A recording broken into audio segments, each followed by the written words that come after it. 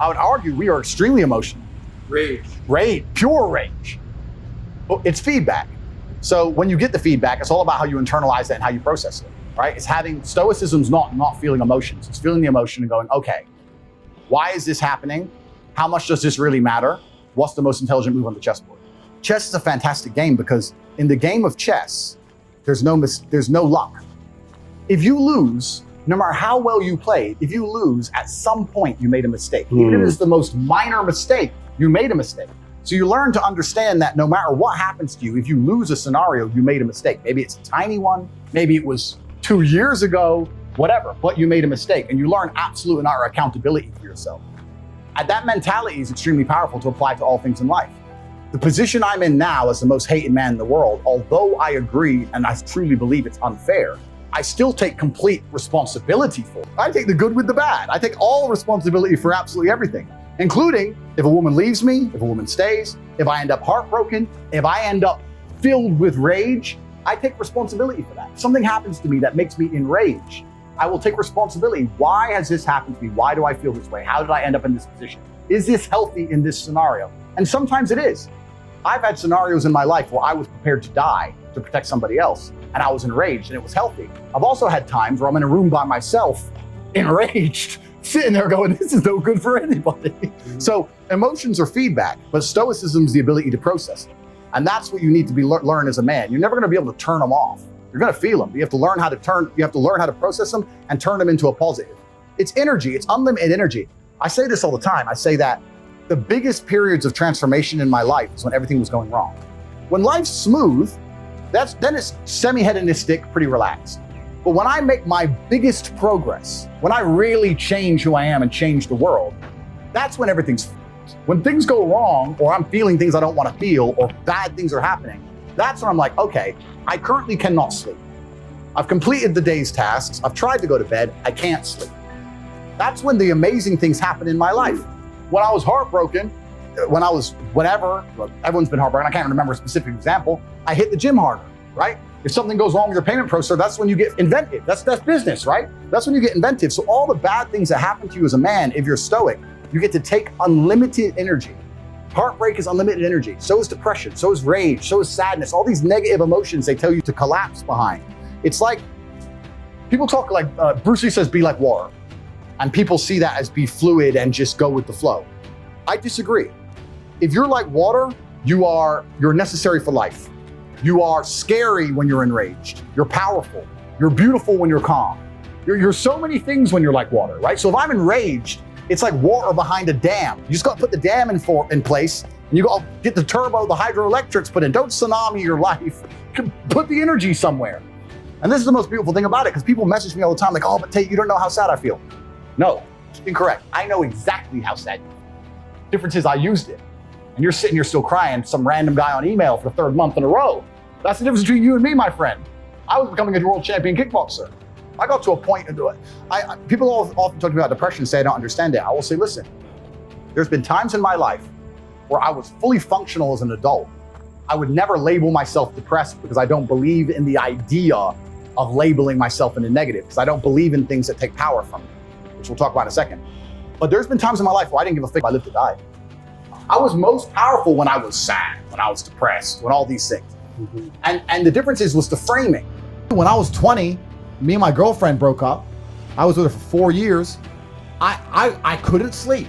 And this is before social media. You couldn't just chase, that was it. She's gone now. Like, she moved. I didn't know where she lived. That was it. And I couldn't sleep. Now, it wasn't like I was crying my eyes out, but I couldn't sleep. Need something else to do. So I thought, hit the gym at 6 a.m., hit the gym at 3 p.m., hit the gym at 8 p.m. I had nothing else to do but fight. So I took all that trauma, all that heartbreak, and I molded it into becoming a world level combatant. What did we talk earlier about how trauma can mold you, how trauma can be a fantastic thing? Heartbreak, depression, sadness, these are all fantastic motivators. I'm telling you why they're a fantastic motivator. You go to a guy that's heartbroken, he has all the motivation in the world to send 300 text messages. He has the motivation, he's putting it in the wrong place. That's 300 cold emails you could Life's gonna hurt you, and how you use that pain is completely and utterly up to you. You can use that pain to galvanize yourself as a man and become a better man you've ever been. I'm not saying that I'm only successful because of some chick. I'm saying that every single time that I was heartbroken, I never wasted a second. I was never wallowing. That's what I'm saying.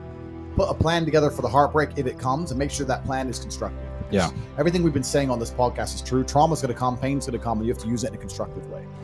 I'm not telling you to tell him to avoid the pain. I'm saying that when it comes, make sure it's used in a constructive way. And still to this day, that's all I would ever do.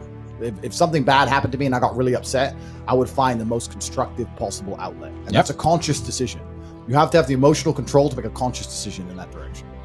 So you're either going to become a warrior, or you need to adopt the ways of a warrior, or you need to accept your position in life, which is just to suffer the pain of being a loser forever. Like if you put effort into the universe, I think it's Newton's second law, right? Equal and opposite force.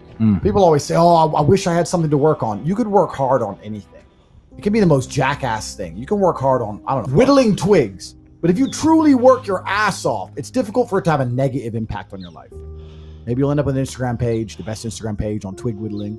And who knows, right? My point is that it's very hard to find truly negative energy that's directed in a semi-positive direction. It's hard to say, I'm working my ass off at X and it's made my life worse. You know, you're not doing anything, and you're asking the question, hoping I'm going to give you some magical answer that's going to allow you to be motivated forever. But motivation isn't real. Everyone says this. Motivation is not real. Discipline's real. I do not feel like training, but I still train because I'm a disciplined individual. You don't get to go through life only doing the things you feel like doing. As a man, you have to do the things you're supposed to do, because what we said earlier is absolutely true. It's player versus player, my friend. Now, if I wake up, I've already got this massive head start over you in life, in nearly every genetic gift, plus all my finances, plus my network. And I wake up and I decide, even though I don't feel like working, I'm going to work my ass off. And you wake up way down there, a peon, and you can't be bothered to work. What chance do you have against men like us? You don't stand a chance. Now, if you're going to wake up and look in the mirror and understand that you're absolutely not only crushable, that you're a rabbit and that lions exist, and that's not going to motivate you to do something about it, then you're a lost cause. And there's no point in asking us a question. You know exactly what you need to do. If you want to stay killable, then stay killable. But I can't live that way. I would refuse to live that way. It's a disgrace to my bloodline. It's a disgrace to my parents who struggled to raise me for me to be anything other than the best version of myself. That's honor. I have honor to my last name and to my ancestry. It would be disgusting for them all to have fought saber-toothed tigers so I can wake my lazy ass up, jerk off all day, and ask on YouTube how I can stop being a loser. This is down to you, my friend. And listen, you may feel fired up for 10 minutes after this little talk, but you're not going to feel fired up forever. You need to put systems in place. You need to get discipline. And like Justin says, you need to get an atmosphere of people around you who are going to keep you accountable and not make it easy for you to continue to be a nobody. And then you're going to fix your life. Otherwise, you're going to stay a nobody. And what I did when I was younger is I identified core areas for male success. So to be a successful man, because let's break this down a little bit further. Success is the most overused word. Because we talk about success. Oh, this guy, he's really successful. So let's say I'm working at a company. Yeah, I'm the big boss. Let's say I'm a guy, I go college, I go university, I go to this company, I work, I become a manager. I'm on $150,000 a year. I got a company BMW, and I wear a suit, and everyone at my job does as I say. By all measures, I'm a success now. But here's the truth. When I leave that company, no one gives a about me. I'm a nobody outside of that one building where I'm a little bit important. My wife doesn't want to suck my because I'm fat, because I didn't have time to train, so all I did was work. I got a BMW. I didn't even consider that a car. BMW, that's not a luxury car, that's basic. I'm pushing supercars. You're a nobody, you're not successful. Success for a man actually comes in many realms. It's actually nothing to do with being good at your job. Having money, yeah, you don't have to be good at your job to have money. So, how do you be successful as a man? We'll talk about it. First thing, you need freedom, because you ain't a man if you're not free. If you're working your ass off, you're a slave. And you may sit there and go, I'm not a slave, I get paid really well. Listen, the slaves got free food and free shelter in exchange for work. Now all they've done is got rid of the food and shelter deal, give you dollars, which you spend on food and shelter, and you basically have nothing left. So you're still a slave. So first thing you need is freedom. If you're not free, you're not a man. First thing, you're not a successful man. So you should always be working towards freedom. And I mean freedom with your time. Do what you want. Freedom with your location. Go where you want. There's a riot. Cool. Go in Tokyo. See you later. Bye. Going to Australia. See you later. Bye. Freedom, one thing. The next thing that constitutes success as a man is your network. Who are you talking to? Who are these people? Who will answer your phone calls? Listen, I got 2 phones. Identical, almost. Twins. I got 2 phones right here. And I can call one of many multi-millionaires. And when they see my name, they're gonna pick up the phone. They're gonna be like, oh, Tate. Oh wait, guys, wait. They're gonna stop their conversation and be like, whoa, Tate. Freedom network. And then you get into the aesthetics of life. For people to view you as successful, you need good body language. You need physical presence. A man who's not dangerous, a man who has no physicality, it will never be seen as successful. Oh, I'm successful, I'm rich, and yeah, but I'll break your neck. I'm gonna grab you by your neck and choke you till you die. Then what? Who's successful now? I'm breathing and you're not, so I'm more successful than you. I use this analogy a lot, maybe I overuse it, but you need to find a way to some degree to escape the matrix. And when I talk about the matrix, it primarily applies to men because men are the backbone of the slave force. We always have been and always will be. And unfortunately now, if you're a law-abiding man inside the matrix, your future and the life that is laid out for you is nothing but depressing. You're gonna go to school, you're gonna get in debt, you're gonna get a job, you're gonna get a wife, divorce is coming, you're gonna lose the house eventually, inflation's outpacing your wages, you're gonna work, no one's gonna appreciate it, now you're old and your life's over. That is the matrix for 99% of men. And you need to find a way to escape it. And I guess I was kind of fortunate from a young age. I always knew that the matrix was coming and that the system is designed to oppress. The people who make the rules do not make the rules for the benefit of us. They make the rules for the benefit of the people who make the rules. And I knew that. And I think every person intrinsically knows that. Like if it's 4 a.m. and you're sitting in a gas station and a Lambo pulls up, you're probably thinking drug dealer or criminal. You're not thinking, oh, he definitely went to school. The system is absolutely broken. It's designed to oppress. And that the majority of people who stick to the rules are going to lose. I don't want to sit here on a podcast that goes out to this many people and encourage anyone to break the law in any form. But the idea of the law-abiding citizen has been decimated in real time. You need to find a way to do what the elites do, which is bend the law. You can no longer sit there and go, I'm just going to follow the rules and it's going to be okay. No, it isn't. And if you're a man, it's your job to find a way to not be sticking to those rules enough to escape the matrix and become free. Because what's actually most crazy about this period of history is that it's actually the easiest time in human history to become rich. And the reason for that is because there's so many people inside the matrix being destroyed. It doesn't matter if it's getting a girl or it's making money or it's getting status. It doesn't matter what it is. As a man, we live in hyper-competitive environments. I don't think enough men understand how competitive the world is. If you want a girl, you're competing against other men. You're not the only man who had the idea of getting that girl. There's no girl you're going to see and go, oh, I'll get that girl, and didn't cross anyone else's mind. Everybody else wants her. You have to outcompete other men. You have to be as competitive as possible. You have to be as successful as possible in all realms. You have to be as good looking, as funny, as smart, as spontaneous, as interesting, as charismatic, as rich as possible. You need to try very hard to be your absolute best. And as you become a better man, you'll crack through different tiers of attractiveness, and eventually you get to the top and you'll be able to have any girl you want. But the truth is, a guy will come to me and go, how do I get a girl? I'm like, bro, you're a loser. Yeah, but I know, but how do I get a girl? Well, you're a loser. You're a loser. Why are you asking me? It's like saying, how do I win a race with a push bike? You're racing Ferraris. What do you want me to do? Yeah. There's only so much you can do. There's only so hard you can pedal. There's only so many tricks and tips. There's only so many game things you can say, so many pickup lines. If you're a loser, it's going to be very, very difficult, and it's going to get harder and harder. The game is rigged to become harder and harder for men. It's not getting easier. It's going the other way. And if you're going to be on a racetrack and there's going to be Ferraris there, and you're going to be on a pedal bike or in a Nissan, you're going to get smoked. That's the game. You have to up yourself. You have to improve yourself. I'm not going to lie to anybody here and say you don't have to improve yourself. You can stay a loser and get chicks, because you can't. Yeah. You can't. What women want from men? Well, the first thing we have to understand is that it depends, right? Of course it depends. It depends on how old the woman is, what part of her life she's in, if she's looking for excitement and adventure, or if she's looking for a family and to settle down. It completely depends. But In general, if a woman is going to dedicate herself to a man, then that man has to be all-encompassing. He has to be a man who can fix most of her problems. He needs to provide stability and safety, which everybody knows, but not many people consider that he also has to provide drama for her. He also has to be entertaining for her. If a woman only talks to you and you're the only man in her life, and there's never any drama or there's never any, I wouldn't say conflict, I'm not saying necessarily start an argument, but if there's never any drama, because drama is excitement, then they're going to naturally try and find drama somewhere else, and that always ends very badly for the man. You don't want them to try and find drama outside of the relationship. Women sit there and watch the Kardashians all day. They're addicted to drama. It's what they care about. Yeah. So if you're a woman's entire world, you also have to be the person who can, you have to shock her a bit. You have to be the person who can upset her. You need to be entertaining, all-encompassing from head to toe.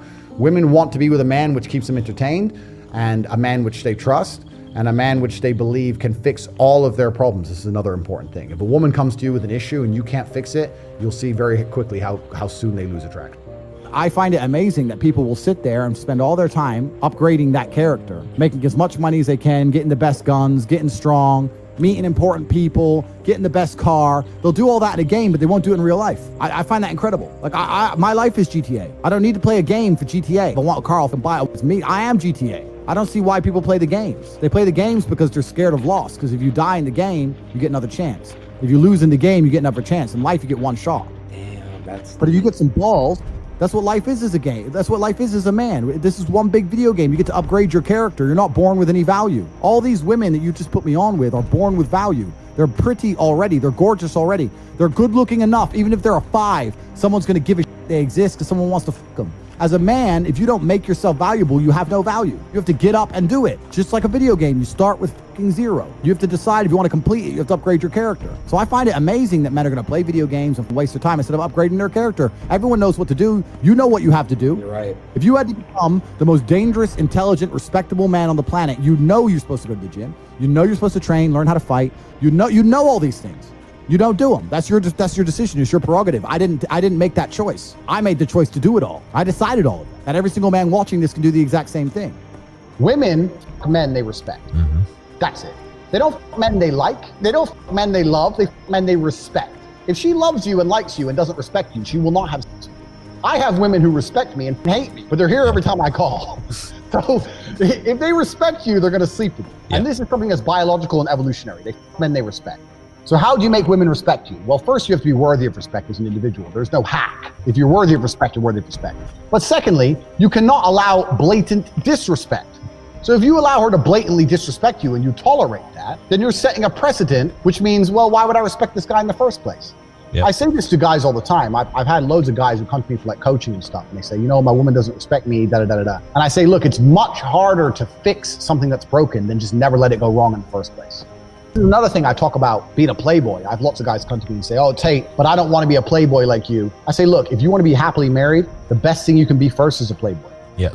The best thing you can do, because you're going to learn a whole bunch about women. You're going to have a whole bunch of choices to choose for a wife. If you're stuck with one option, the one chick you met, she might be a dickhead. Being a playboy is important. But yeah, absolutely. For setting your boundaries and stuff and making sure you're not respected, the key is this as a man, and this is the bottom line. Most men are not prepared to walk away. Yep. And if you're not prepared to walk away, you don't have any weapons. Exactly. If she knows no matter what, you won't leave, then what weapons do you have? Anything you say, shouting, screaming, yelling, going out away for a few days, whatever. She knows you're going to come back. You have no weapons. The second, imagine a girl came to you and she said, no matter what you do, no matter how many times you cheat, no matter what, I will never leave. Right. Think of all the shit you do. I know I do. Yeah. So this is the point. So as a man, if you're never prepared to walk away, you're never going to be respected. Respect and the woman thinking, you know what, he might just leave, are linked. They have to be there. So you have to mean what you say. You have to let her know, look, there's some things I won't tolerate. And if you fuck with me, I'm going to walk away. And if you walk away and she doesn't chase you, then she's gone. At least you saved yourself a nasty divorce and getting cheated on and all that shit. Just end it then and there and save yourself a bunch of time. But men are too afraid to pull the plug on it because they get addicted to the pussy and they don't believe they can get any more pussy and they get all messed up. And this is one of the advantages of being a playboy. I can leave any chick because I got 10 more. So if she doesn't act right, I'll just replace her for the night and I'll feel better by the next day. I go through a breakup a week. I'm used to it. I don't give a shit. And it's just like, this is part of the game. So you have to be prepared to walk away as a man. So you have to look at any relationship you're in and say, okay, I'm a nice guy, I love her, she loves me, but I have boundaries, and if she fucks with them, I'm gonna have to walk away. And that's the truth. Otherwise, you're never gonna be respected. I think the only way you learn lessons in life are the hard way or the harder way. I think that humans are terrible at learning lessons easily. You will see somebody make the same mistake 100 times until that one time it really hurts. That's just how we are. We don't live in the real world. We are living in a reality where we're told stories and narratives that aren't true, where they try very hard to distract us with garbage. When I see a concert and I see hundreds of thousands of peons is the people who go to these concerts. Right. Peon means peasant. Hundreds of thousands of people in a crowd looking up at somebody like they're God, jumping up and down for hours on end. You're a peasant. You're a peasant. And your life, and you have no achievements, no money, you're depressed, but you're distracted. They've distracted you with this idol, whoever it happens to be. Put them there, and the peasant's like, yeah. So people are living a life where they're working a job, they're being enslaved by the machines for their tasks, but their mind is distracted by garbage and only fed a fake story, and they're living inside of a computer-generated simulation. They're living inside of a world that is not real. They don't live in a real world. A lot of people live inside of the matrix completely. Money is stage one to escaping the matrix. You can't think for yourself and talk the things you believe if you need that wage and that person tells you to shut up. If you need breadcrumbs and you're a starving man, you can't really talk to the guy who has all the bread and tell him to get. Keep paying attention to the world and actually keep your eyes open and look around, then you'll naturally escape the matrix. It's natural for the human mind, it's natural human evolution for us to spiritually escape the enslavement. Because the enslavement is from man, but our enlightenment is from God. It is natural for us, if you get rich enough to say no to ideas that you understand are innately wrong, if you get rich enough to have a different opinion, if you pay a lot of attention and you resist all of the temptations of the devil, the only possible end state is to escape the matrix. It's an easy trajectory. Most people fall off because they're too broke to think. I talk often about the importance of trauma as a man. I think that if you were to find the most interesting or most capable men on the planet, they've had the most trauma-filled lives. I just think that trauma is what teaches you. We talked earlier about how you have to have lessons taught to you the hardest way. If you were to call a Navy SEAL and ask him to protect you going into a building full of assailants, you'd like to think that guy's been through some stuff. You'd like to see some scars, right? You wouldn't want Mr. Freshface to turn up. This is the reason why we instinctively don't trust youth. Because you look at a kid, if a wealth manager walks in and he's 18, you're like, oh, you don't know about life. Nothing's hurt you yet. That's why we trust age. That's why they say that wisdom you must grow into wisdom. You can't just pick it up, right? Trust your elders, listen to your elders, etc. These are age-old ways of thinking. So lessons and trauma, and the more you go through, the better of a man you are. And if you were to find the best men on the planet, I guarantee they've been through a bunch of terrible things. And if you listen to podcasts from any of the most interesting people on the planet, usually they've had hard, terrible lives. And you can use that trauma to become a better person, or you can let that trauma consume you and destroy you. The reason I talk about these things is not to tell people I've had a hard life. It's to make it clear to people who are complaining about their own lives that the bad things that are happening to you are what you need to become the man that you want to be. And when someone emails me and says, "This has happened to me," I'm like, good. No, what do you mean good? It's terrible. How else are you going to become important? How else are you going to find endless fire to get up and struggle in the face of the competition that's out here in the world? How else you're going to do all that with a nice, cushy life? If any man's honest with himself, think about the biggest transformative stages in your life. Think about the times you got the most work done. It was a bad part of your life. You were heartbroken, or you lost a house, or broke, or whatever. That's when you did shit. When everything was fine, when the woman's still sucking dick, the mortgage is paid, dinner's on time, little by little, do a little bit of work, do a little bit of relax. But the big events come from trauma. This is it. So it's a cheat code. It's a cheat code to climb the mountain. So when I get a message from whoever and he goes, my wife left me, I'm devastated. I say, I understand. I completely understand how hard it can be to lose a woman that you've given your entire life to. And you've done so many nice things.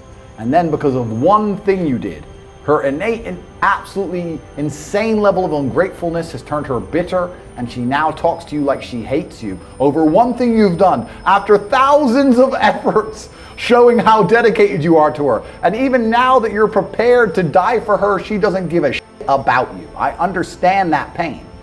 But my answer is, good, it's still good. Now take all of that pain, and instead of emailing me, do this. And then you're gonna become the kind of person that women don't leave. Then you win. I think everybody on the planet has something to prove. If you walk through life and feel like you have nothing to prove, then you're a loser. If you wake up each day and go, I don't owe anybody anything, I don't have to prove anything to anybody, then you are a loser, because you are absolutely not being correct. You must prove yourself to other people. You must prove yourself to your bloodline, as we just discussed. You must prove yourself to God. God hates the lazy. He can't stand them. If he gives you all these genetic dispositions and these natural God-given gifts, if you have 2 arms and 2 legs and you can think, and you're not trying your absolute best, that's the reason you're not lucky. He doesn't like you. He likes the people which show him the beauty of his own creation. He likes to give somebody building blocks and them to build something amazing. It's the best thing about being a man. You get to build who you are, right? You can decide if you want to be a funny comedian or a musician or a kickboxing world champion or fight the Matrix. You can decide whatever you want to be. God loves to see that. Those people, for some reason, seem to be enormously lucky, right? The person who goes, I don't have to prove anything to God. I don't owe all of my ancestors any effort. You know, for 5,000 years, people were dodging saber-toothed tigers and catching the plague and running from Genghis Khan just for my stupid ass to be born. I don't owe them anything. I don't owe them a thing because I want to play video games. These people are losers. You should walk through earth with force inside of you. As I walked into this hotel reception, everybody looked. Not because they know who I am, but because as I move, even if it's behind their head, people feel something and they go, it's an energy that comes from brutal competence. It's almost like an evolutionary thing where a rabbit can just smell a fox. It just knows. That's what happens when a predator walks in a room, even amongst humans. You pay attention next time you're in a restaurant. If a man who's truly dangerous walks in, nearly every other man kind of looks up at the same time. You feel it. You need to or you don't survive. We've evolved with that to live. That's who I am. I couldn't imagine not being that man. I've done that because I've been trying to prove myself to my lineage my entire life. I wake up every day with something to prove. So when I hear people go, I don't have nothing to prove, then you're a f***ing loser. Peasants have never felt like they needed to prove anything. But kings felt like they needed to go and conquer land. Isn't that it's coincidental that the king, who already had it all, felt like he needed to go to some far-flung land and conquer it and take it and prove he's the king. But the peasants, oh, I don't have to prove nothing to nobody. You're a fucking loser then. I think the universe is absolutely and utterly giving. I've never seen anybody dedicate themselves to something completely and fail. I've never seen somebody eat right, go to the gym every day, train really hard, and not be in good shape. I've literally never seen it. The universe is extremely giving. If you actually try, and you actually want it, and you're actually not making excuses, lying, talking shit, you're gonna get what you want. So when I see people who don't have what they want, I consider them losers. And this may be elitist, I understand that. But if I put myself through endless pain to end up where I am, it's very hard for me to have sympathy on the man who's afraid of pain. You're avoiding pain. I've been through endless. I now have everything I've ever desired. You have none of the things you desire. Am I supposed to feel sorry for you because you took the easy way out? Am I supposed to look at you and go, oh, poor dude? No, you were a fucking coward. You didn't go through the shit I went through. You didn't put it on the line. So you deserve your substandard reality. That's what you deserve. You're a fucking loser. Because if you actually wanted it, and you actually tried, you'd have it. You could have anything you want. Universe is super giving. If you want it, you can have it. If you're sitting there saying, oh, but I tried my best and I still didn't get it, you're lying. You didn't try your best. That is a f***ing lie. The universe gives it to everybody who genuinely tries. And I know that to be a fact because this world's competitive. We're all competing against each other. And the majority of people don't try. Like I've achieved this amazing life and I've tried very, very hard, but it could have been harder. Why? Because the competition's zero. Yes, I am misunderstood. I'm misunderstood because the things I say are a large web of nuanced, and they're interlinked. And if you take one individual part from the web, then completely I understand how some things can be massively misunderstood. I also understand that most people have no interest in the truth and no interest in digging deeper and finding out the truth about a person or a scenario. I think that, let's tie this back to the conversation we just had. If you take a small subsect of society, let's say mass murderers, you'd assume all of society is bad. But when you interlink it and understand it, societal as a whole, the world's not such a bad place. I think that's the same for all people. I'm certainly one of those people. And I think that my ideas, when they're properly explained and completely digested, head to toe, very rarely, if at all, ever get a negative reaction. The people who misunderstand me so feverishly are people who have never even bothered to genuinely understand me at all. I know this because there's actually a very famous TikTok account. Some guy who walks around college campuses in America and he says, "Have you heard of Andrew Tate?" The girl goes, "Yeah." "Do you like him?" "No, I hate him." "Why?" "He's a misogynist." "What does misogynist mean?" "Whatever." And they just walk off. Whatever. So and it's different versions of that same conversation. What has he said that's misogynistic? Well, he hates women. No. What did he say?